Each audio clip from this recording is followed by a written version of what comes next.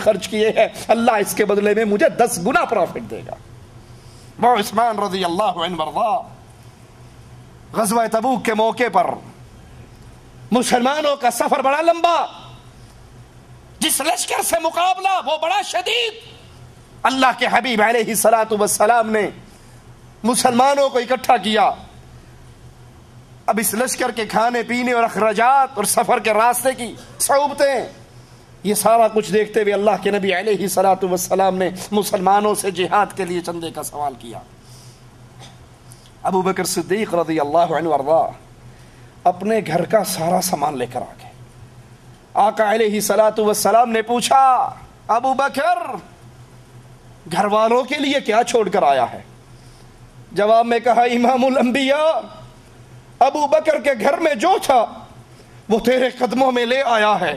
صدیق کے گھر میں رب ہے اور اس کے رسول کی محبت ہے، ان 2 محبتوں کے علاوہ کچھ بھی نہیں ہے۔ سیدنا عمر رضی اللہ عنہ وارضا فرماتے ہیں، میرے جی میں تھا آج میں ابو بکر سے جیت جاؤں گا، کیونکہ میں نے اپنے گھر کے مال کے 2 حصے کیے تھے، آدھا اللہ کے نبی کی عدالت میں لایا تھا، آدھا اپنے گھر والوں کے پاس چھوڑا تھا۔ لیکن جب ابو بکر کا جواب سنا تو مجھے یقین ہو گیا عمر ابو بکر سے کبھی نہیں بڑھ سکتے۔ اللہ کے نبی بیٹھے ہیں، اعلان کرتے ہیں، کون ہے 100 اونٹ اللہ کے لیے دے دے، میں اس کے لیے جنت کی ضمانت دیتا ہوں۔ سیدنا عثمان رضی اللہ عنہ وارضا کا قافلہ اونٹوں کا تجارت کے لیے نکلنے کے لیے تیار، آپ اس قافلے کو روکتے ہیں، 100 اونٹ امام الانبیاء کو دیتے ہیں۔ اللہ کے نبی پھر سوال کرتے ہیں، کون ہے 100 اونٹ دے دے، میں اس کو اللہ کی جنت کی ضمانت دیتا ہوں۔ سیدنا عثمان پھر کہتے ہیں، آقا اونٹ مجھ سے لیجئے، جنت مجھے دیجئے۔ نبی پھر مانگتے ہیں، عثمان پھر دیتے ہیں، نبی پھر مانگتے ہیں، عثمان پھر دیتے ہیں۔ 900 اونٹ سیدنا عثمان تجاووں سے لدے ہوئے تیار حالت کے اندر رسول کریم صلی اللہ علیہ وسلم کو دیتے ہیں، اور 100 گھوڑے سیدنا عثمان رضی اللہ عنہ وارضا اللہ کے رسول صلی اللہ علیہ وسلم کے دربار میں لاتے ہیں۔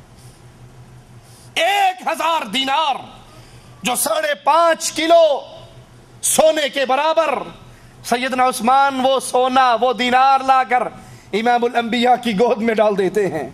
امام الانبیاء جناب محمد الرسول اللہ صلی اللہ علیہ وسلم اس کو اپنی گود میں اس سونے کو الٹتے ہیں پلٹتے ہیں، خوش ہوتے ہیں، اور پھر زبان مبارک ہلتی ہے، فرماتے ہیں، قد یا عثمان ما ضر عثمان ما عمل بعد اليوم قط۔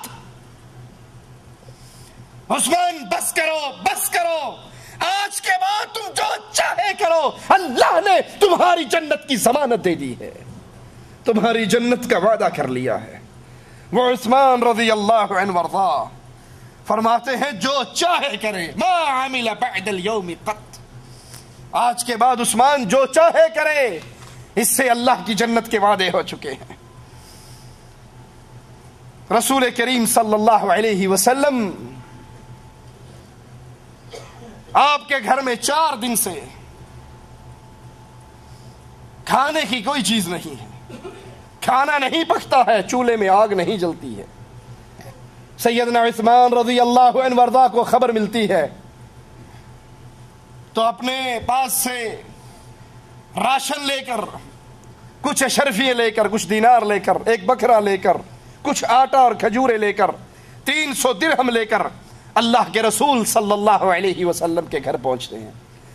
اللہ کے حبیب علیہ الصلوۃ والسلام گھر پہ نہیں ہیں، یہ مومنوں کی ماں سیدہ عائشہ رضی اللہ تعالی عنہا کو دے کر چلے جاتے ہیں۔ آقا علیہ الصلوۃ والسلام اپنے گھر میں لوٹتے ہیں، مومنوں کی ماں ماجرا بتاتی ہے، یا رسول اللہ صلی اللہ علیہ وسلم، عثمان آئے تھے، یہ آٹا، یہ کھجوریں، یہ 300 درہم، یہ جانور، یہ بکرا سیدنا عثمان دے کر گئے، اور پھر تھوڑی ہی دیر کے بعد بھونا ہوا گوشت اور کچھ روٹیاں بھی دے کر گئے۔ سیدہ عائشہ رضی اللہ تعالی عنہ فرماتی ہیں امام الانبیاء نے جب یہ بات سنی اپنے حجرے میں نہ ٹھہرے، فوراً اپنی مسجد میں آئے اور مسجد میں آ کر اپنے ہاتھوں کو بلند کر کے کہتے ہیں اے اللہ میں عثمان سے راضی ہوا، تو بھی عثمان سے راضی ہو جا۔ اے اللہ میں عثمان سے راضی، تو بھی عثمان سے راضی ہو جا۔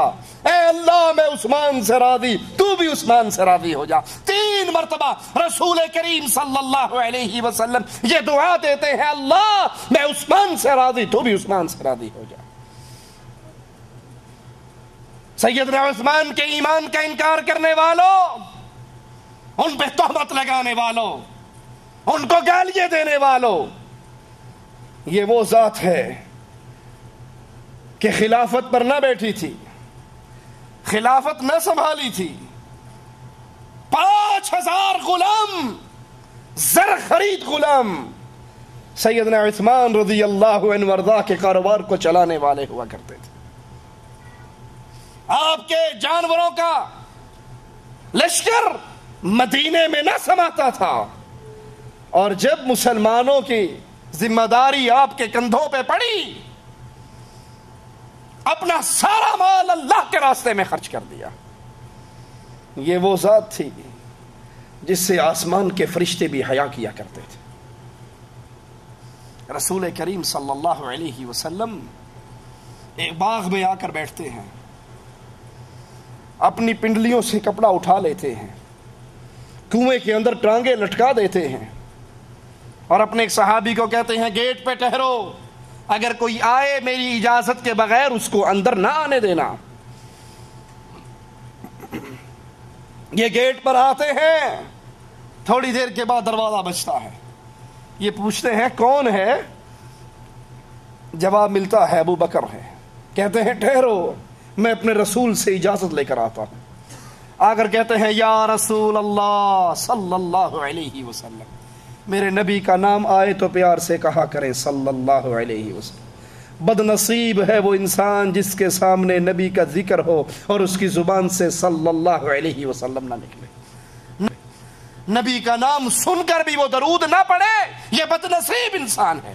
اور خوش نصیب ہے وہ جس کو اپنے نبی کا نام سن کے اس کی زبان بے اختیار بول اٹھے صلی اللہ علیہ وسلم۔ یہ سودا گھاٹے کا نہیں ہے، نقصان کا نہیں ہے۔ تم ایک مرتبہ میرے نبی پہ درود پڑھو گے، عرش والا تمہارے اوپر 10 رحمتوں کا نزول فرما دے گا۔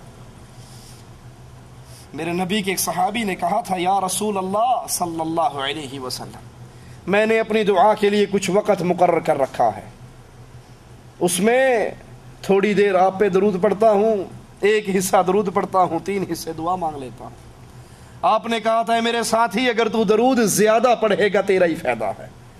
اس نے کہا یا رسول اللہ صلی اللہ علیہ وسلم، آئندہ 2 حصے درود پڑھ لیا کروں گا، 1 حصہ دعا مانگ لیا کروں گا۔ آقا علیہ الصلوۃ والسلام نے فرمایا بہتر ہے، لیکن اگر تو درود اور زیادہ پڑھے گا فائدہ تیرا ہے۔ پیچھے کچھ بچا تھا، 2 حصے تو پہلے اس نے درود کے کر لیے تھے۔ کہنے لگا یا رسول اللہ صلی اللہ علیہ وسلم، آج کے بعد دعا نہیں مانگا کروں گا، دعا کا مقرر کردہ سارا وقت آپ پہ درود پڑھتے ہوئے گزار دوں گا۔ آقا علیہ الصلوۃ والسلام نے فرمایا اگر تو ایسا کرے گا تیری دعائیں بغیر مانگے اللہ پوری کر دیا کرے گا۔ جو تو نے مانگنا ہے، جو تو نے ڈیمانڈ کرنی ہے، جو تو نے سوال کرنا ہے، جو تو نے جھولی پھیلانی ہے، اللہم ربنا کی صدائیں لگا کر جو کچھ تو نے مانگنا ہے، اگر تو دعا کا سارا وقت محمد کریم پہ درود پڑھتے ہوئے گزار دے گا تو پھر گارنٹی سن لے امام الانبیاء سے، تیری مانگے بغیر ساری پوری ہو جایا کریں گی، اور تیرے نامہ اعمال میں گناہ بھی باقی نہیں رہیں گے۔ کہتے ہیں اے اللہ کے حبیب علیہ الصلوۃ والسلام، دروازے پر ابو بکر ہیں۔ آپ نے فرمایا جاؤ اس کو آنے کی اجازت دے دو، جنت کی خوشخبری دے دو۔ یہ آتے ہیں، سیدنا ابو بکر کو اندر آنے کی اجازت دیتے ہیں۔ اور کہتے ہیں تجھے مبارک ہو، تیرے آقا نے تجھے جنت کی خوشخبری بھی دی ہے۔ پھر دروازے پہ جا کے بیٹھ جاتے ہیں۔ تھوڑی دیر گزرتی ہے، سیدنا عمر آ جاتے ہیں۔ یہ صحابی انہیں روکتے ہیں کہ ٹھہرو، میں اپنے نبی سے پوچھ کر آتا ہوں۔ کہتے ہیں اللہ کے حبیب علیہ الصلاۃ والسلام عمر آئے ہیں، اندر آنے کی اجازت مانگتے ہیں۔ آپ نے کہا اندر آنے کی اجازت بھی دو، جنت کی خوشخبری بھی دو۔ نبی کنویں پر بیٹھے ہوئے کنارے پر، پنڈلی مبارک سے کپڑا اٹھا ہوا، ابو بکر بھی آ کر بیٹھ گئے، سیدنا عمر بھی آ کر بیٹھ گئے، آپ کی پنڈلی سے ویسے ہی کپڑا اٹھا رہا۔ تیسری بار دروازہ بجتا ہے، سیدنا عثمان رضی اللہ عنہ وارضہ آتے ہیں۔ جواب ملتا ہے ٹھہرو، میں اپنے نبی سے اجازت لے آؤں۔ کہتے ہیں یا رسول اللہ صلی اللہ علیہ وسلم، سیدنا عثمان آئے ہیں، اندر آنے کی اجازت مانگ رہے ہیں۔ جواب ملتا ہے جاؤ عثمان کو اندر آنے کی اجازت بھی دے دو، رب کی جنت کی خوشخبری بھی دے دو۔ جو ہی سیدنا عثمان آئے، اللہ کے رسول صلی اللہ علیہ وسلم کی پنڈلی مبارک سے جو کپڑا اٹھا ہوا تھا، ابو بکر آئے تو اٹھا رہا، عمر آئے تو اٹھا رہا۔ جب عثمان آئے، آپ نے اپنے کپڑے کو ٹھیک کر لیا، اپنی پنڈلیوں کو چھپا لیا۔ کہنے والے نے کہا یا رسول اللہ صلی اللہ علیہ وسلم، ابو بکر آئے، آپ کی پنڈلیاں ننگی رہیں، عمر آئے، آپ کی پنڈلیاں ننگی رہی، یہ عثمان آئے ہیں، آپ نے اپنے کپڑے کو ٹھیک کر لیا۔ کہا سوال کرنے والے، میں اس سے حیا کیوں نہ کروں جس سے آسمان کے فرشتے بھی حیا کرتے ہیں۔ وہ سیدنا عثمان رضی اللہ عنہ وارضہ، اللہ سے دعا ہے اللہ ہمیں ان کے نقش قدم پر چلنے کی توفیق عطا فرمائے، ہمیں زندہ رکھے، ایمان پہ رکھے، موت دے تو اسلام پر دے اور اس حال میں دے